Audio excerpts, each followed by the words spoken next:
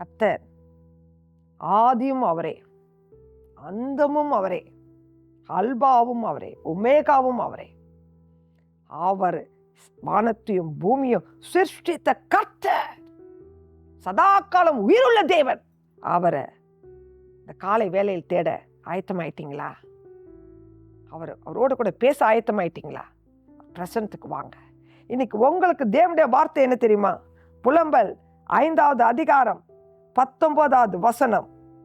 கர்த்தாவே, நீ என்றென்றைக்கும் இருக்கிறீர், உம்முடைய சிங்காசனம் தலைமுறை தலைமுறையாக நிலை நிற்கும். உங்க சந்ததியோட அவருடைய மகிமை வல்லமையெல்லாம் முடிவதில்லை. அவர் எவ்வளவு விசுவாசத்தோடு பரிசுத்தோடு நீங்க தேடுகிறீர்களோ, பரிசுத்த சந்ததியா வரீங்களோ, அது தொடர்ந்து சந்ததிக்குள் அடுத்த சந்ததிக்குள் தலைமுறை தலைமுறையாக அவரே ராஜரிகம் பண்ணுகிற கர்த்தராக உங்களோடு கூட இருப்பார். ஹல்லேலூயா. இருதயம் கலங்காது இருப்பதாக.